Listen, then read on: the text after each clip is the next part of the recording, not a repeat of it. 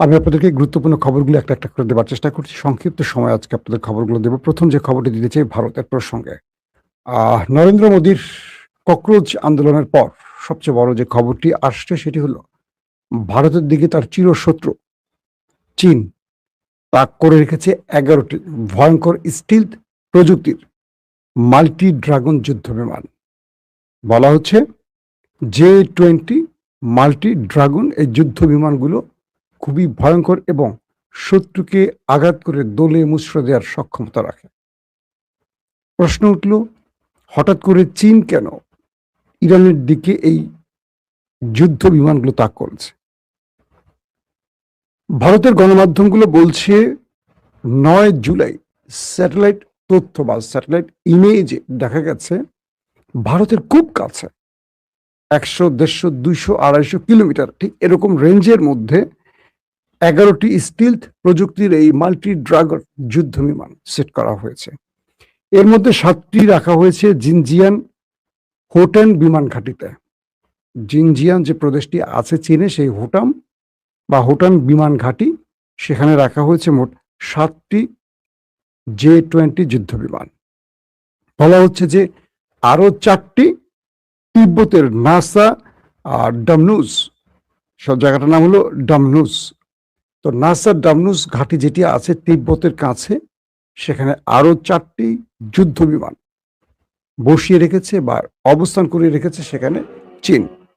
বলা হচ্ছে চীন লাদাখ থেকে শুরু করে অরুণাচল আরো কয়েকটি অঞ্চলে ভারতীয়দের সাথে যে উত্তেজনা সৃষ্টি হচ্ছে তার পরিস্থিতির আলোকে এই যুদ্ধ বিমানগুলো সেট করেছে। এবং সাম্প্রতিক ভারতীয় গণমাধ্যম সহ আন্তর্জাতিক অনেক গণমাধ্যমে আমরা দেখেছিলাম যে চীন ভারতের বিশাল অঞ্চল দখল করে ফেলেছে এবং সেই দখল প্রক্রিয়ার অংশ এই যুদ্ধ বিমান পরিকল্পিত সেখানে সেট করার অংশ হতে পারে। আবার ভারত বলছে, বা যারা সামরিক বিশ্লেষক কূটনীতিবিদ তারা বলছেন, চীন কৌশলগত কারণে যুদ্ধ বিমানগুলো এখানে রেখে ভারতকে ভিন্ন মেসেজ দিচ্ছে, প্রয়োজনে যে কোনো সময় বড় কোনো অপারেশনে চীন যেন এগিয়ে থাকে সেজন্য এই যুদ্ধ বিমানগুলো ভারতের একদম নাকের ডগায় সেট করে রেখেছে। এখন নরেন্দ্র মোদী একদিকে দেশের ভেতরে ককরোচের আন্দোলনে দলে মুচড়ে গেছেন, তার পরাজয় হয়ে গেছে ইতিমধ্যে, কারণ এই আন্দোলনের ফলে দীর্ঘদিন ক্ষমতায় থাকা নরেন্দ্র মোদী ছাত্র আন্দোলনের ফলে তার গুরুত্বপূর্ণ একজন মন্ত্রী, কেন্দ্রীয় শিক্ষামন্ত্রী ধর্মেন্দ্র প্রধানকে সরাতে বাধ্য হয়েছেন। শুধু তাই নয়, আরো যে শর্তগুলো দিয়েছে নরেন্দ্র মোদীকে আন্দোলনকারীরা, সেই শর্তগুলো নরেন্দ্র মোদীর রাজনীতিতে সবচেয়ে বড় ধাক্কা দিয়েছে বলে ধারণা করা হচ্ছে। দর্শক, রাষ্ট্রীয় দ্বিতীয় গুরুত্বপূর্ণ খবর সেটি হলো সৌদি এবং ইয়েমেনের মধ্যে উত্তেজনা ক্রমান্বয়ে বাড়ছে এবং একে অপরে আরো বড় পাল্টা হামলার প্রস্তুতি নিচ্ছে। একদিকে হুতিরা বলছে সৌদি আরব যদি আবারও তাদের উপর কোনো অ্যাটাক করে তাহলে পুরো সৌদি জ্বালানি তেল কেন্দ্রগুলোকে ধ্বংস করে দেবে।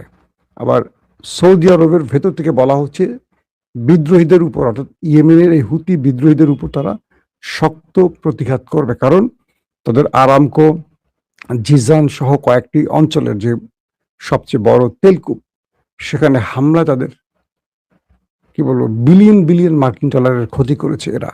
তাই এদের উপর প্রতিশোধ তারা খুব শীঘ্রই নিবে। এখন এই প্রতিশোধটা এই অঞ্চলের যুদ্ধ আরো বাড়িয়ে দেবে না শেষ পর্যন্ত কোনো সমাধান খুঁজবে, এটা এই দুই রাষ্ট্রের কেউ বলতে পারছে না। দর্শক, আরেকটি গুরুত্বপূর্ণ খবর দিয়ে আমরা আসতে চাই, সেটা হলো তৃতীয় দিনের মতো যুদ্ধবিরতিতে যুক্তরাষ্ট্র ইরানের মধ্যে কূটনীতিতে ফেরার আশা করা হচ্ছে। এখন পর্যন্ত ইরান এবং আমেরিকার মধ্যে যুদ্ধবিরতি আছে, অর্থাৎ আমেরিকা কোনো অ্যাটাক করেনি, তাই ইরানও কোনো অ্যাটাক করেনি ওই অঞ্চলে। আপনারা তো একদম সাউন্ড সব ঠিক মতো পাচ্ছেন না, আপনাদের কোনো ভালো কমেন্ট পাচ্ছি না। ওকে,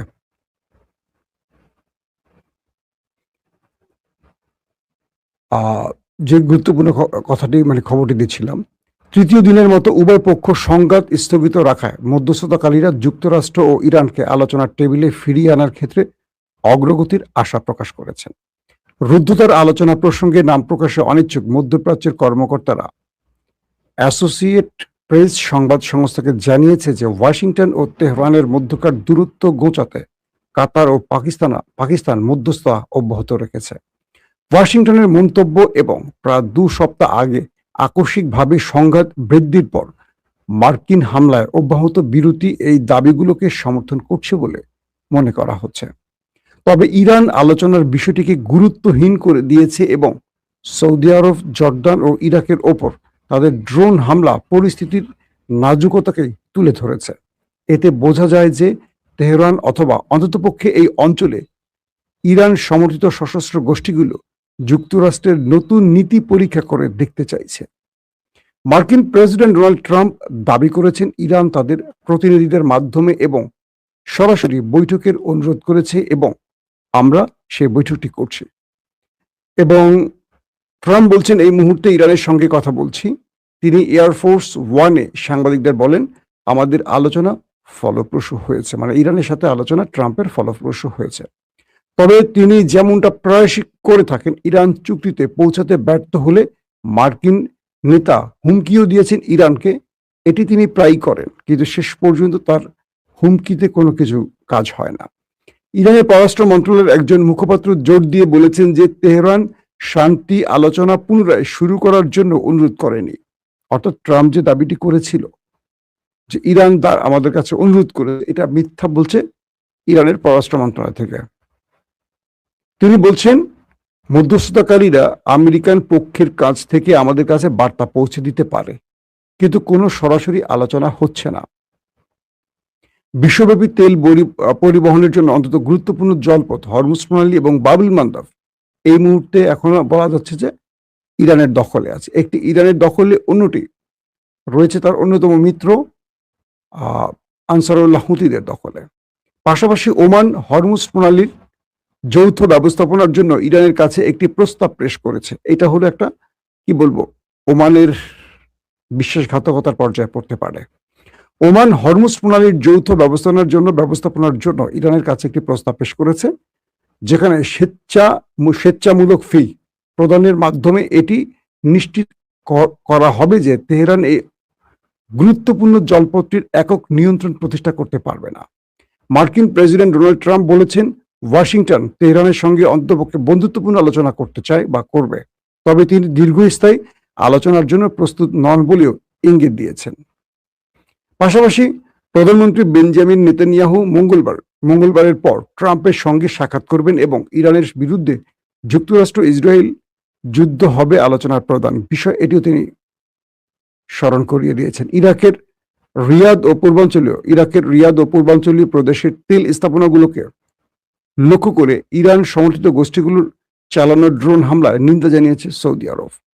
এটি হলো আল জাজিরার আজকের লেটেস্ট ব্রেকিং খবর। দর্শক, এখন যে বিষয়টি আমি একটু গুরুত্বের সাথে আপনাদের কাছে আলোচনা করতে চাই, সেটা হলো আপনারা যে সংবাদটা শিরোনামে দেখি হয়তো বসে আছেন, সেটা নিয়ে একটু আলোচনা করবো। তার আগে আরেকটি ইরানের খবর দিই। খাতাম আল আম্বিয়ার কেন্দ্রীয় সদর দফতর এক বিবৃতিতে বলেছে, এই অঞ্চলে চলমান অশুভ শক্তি ও নিরাপত্তাহীনতার ধারাবাহিকতা এবং ইরানের উপর অবৈধ নৌ অবরোধ বাস্তবায়নের পরিপ্রেক্ষিতে যুক্তরাষ্ট্র গত 3 দিন ধরে আমাদের দেশের উপকূলীয় ও আঞ্চলিক জলসীমায় ইরানি জাহাজ, বাণিজ্যিক জাহাজ ও ট্যাঙ্কারগুলোতে অ্যাটাকের চেষ্টা করেছে এবং হুমকি দিয়েছে। সেই বিবৃতিতে আরো বলা হয়েছে, আমরা সতর্ক করছি যে আমেরিকার এই পদক্ষেপকে এ অঞ্চলে যুদ্ধের সম্প্রসারণ হিসেবে বিবেচনা করা হবে এবং ইসলামী প্রজাতন্ত্র সশস্ত্র বাহিনী অর্থাৎ IRGC তারা এই প্রতিঘাতের পাল্টা জবাব দিতে সদা প্রস্তুত আছে। আমেরিকাতে আসতে যাচ্ছে, মানে mister president Donald Trump call করেছেন খুব ইম্পর্টেন্ট দুজন ব্যক্তিকে, একজন ইসরায়েলের বেঞ্জামিন নেতানিয়াহু, অন্য হলেন ইউক্রেনের ভ্লাদিমির জেলেনস্কি। তাদের দুজনকে ডাকা হয়েছে। কেন ডাকলেন মিস্টার ট্রাম্প, এটা নিয়ে এখন আলোচনা তুঙ্গে। অর্থাৎ সাম্প্রতিক সময় ইরানের একটি জাহাজে অ্যাটাক করেছে ইউক্রেন এবং ইরান ইউক্রেনকে ডেকে বলেছে তারা এটার পাল্টা জবাব দেবে। অর্থাৎ ইউক্রেন যে তাদের একটি অস্ত্র বোঝাই জাহাজকে টার্গেট করেছে এবং ইরানের একজন মারা গেছে, এটার প্রতিশোধ ইরান নেবে এবং এই ব্যাপারে ইউক্রেনকে সতর্ক করা হয়। এখন এই সুযোগটি কাজে লাগাতে চায় ইসরায়েল এবং আমেরিকা। একদিকে ইউক্রেন রাশিয়ার সাথে যুদ্ধে আছে এবং রাশিয়ার হাতে ধোলাই খেয়ে যাচ্ছে। সেই ইউক্রেন এখন নতুন ফ্রন্টে ইরানের সাথে যদি যুদ্ধে জড়ায়, এতে ইউক্রেনের কতটুকু লাভ জানি না, তবে সবচেয়ে বেশি লাভ হবে ইসরায়েলের। কারণ এই মুহূর্তে ইসরায়েল চায় ইরানকে ধ্বংস করতে এবং আমেরিকার সঙ্গে আরো কয়েকটি মিত্র দেশ যেন এই যুদ্ধে জড়ায়। তো সেই হিসেবে মার্কিন প্রেসিডেন্ট ডোনাল্ড ট্রাম্পের সাথে নেতানিয়াহু এবং জেলেনস্কির এই বৈঠকটি খুবই গুরুত্বপূর্ণ। প্রশ্ন হচ্ছে যে ইরান যদি ইউক্রেনে অ্যাটাক করে, সেই ক্ষেত্রে ইউরোপ তারা বসে থাকবে নাকি তারা চুপ করে থাকবে? কারণ ইরান যুদ্ধে জড়াক ইউক্রেনের বিরুদ্ধে, এটা কিন্তু রাশিয়াও চায়, তাতে রাশিয়া একটু হাত ছেড়ে বাজবে। তো এখন হিসেব আন্তর্জাতিক বিশ্লেষকরা বলছেন যে ইরান ইউক্রেনের যুদ্ধে ছড়ানোর আগে তারা আরো দুটো ফ্রন্টকে ক্লোজ করার চেষ্টা করবে। এক, যদি আমেরিকার সাথে ইরানের যুদ্ধটা বন্ধ হয়ে যায়, তাহলে ইরান একটা বড় জায়গা থেকে রেহাই পাবে। তখন তারা পূর্ণ নজর রাখতে পারবে ইউক্রেনে, এই উছিলায়। আর যদি ইউক্রেন ভেতরে ইরানের সাথে কোনো সমঝোতা করে থাকে যে আমাদের ভুল হয়েছে, আমরা ক্ষতিপূরণ দেবো, ব্লাব ব্লাব ব্লাব, তুমি আর এটা করো না, সেই ক্ষেত্রে ইরান হয়তো সরে আসতে পারে। কারণ দীর্ঘদিন ইরান যুদ্ধ করছে, ইরানের একটা ক্লান্তি আছে। কিন্তু ট্রাম্প এই দুজন ব্যক্তিকে একসাথে ডেকে আনার কারণ কি? তারা দুজনই ইহুদি এবং তারা দুজনই ইরান কট্টর বিরোধী। তার মানে ট্রাম্প কি আগামী দিনে ইসরায়েল এবং ইউক্রেনকে নিয়ে একটা বড় যুদ্ধ করতে যাচ্ছে ইরানের বিরুদ্ধে? যেহেতু ন্যাটো আমেরিকার ডাকে আসেনি, ইউরোপ আমেরিকার ডাকে আসেনি, এখন ইরান যদি ইউক্রেনে হামলা করে, সেই ক্ষেত্রে ন্যাটো বা ইউরোপ কি ইরানের বিরুদ্ধে যুদ্ধে আসবে? একটা পক্ষ বলছে যে ইউরোপ এই যুদ্ধে আসতে পারে, যদিও ইউরোপ রাশিয়ার বিরুদ্ধে আসেনি ইউক্রেনের আর রাশিয়ার যুদ্ধের কারণে, কিন্তু ইরানের বিরুদ্ধে ইউরোপের দেশগুলো বা ন্যাটো চলে আসতে পারে।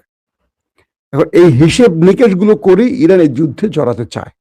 কারণ এই মুহূর্তে ইরান ন্যাটোর সাথে বা ইউরোপের সাথে যুদ্ধ করতে চায় না, কারণ ইরান যথেষ্ট পরিমাণ আক্রান্ত হয়েছে আমেরিকা দ্বারা, পাশাপাশি তার আগে আমেরিকা এবং ইসরায়েল দ্বারা।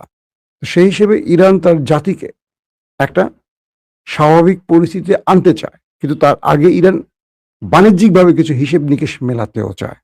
কারণ ইরান মনে করছে যুদ্ধটা যদি 10 বছর হয় করবে, কিন্তু স্থায়ী শান্তি প্রতিষ্ঠার জন্য।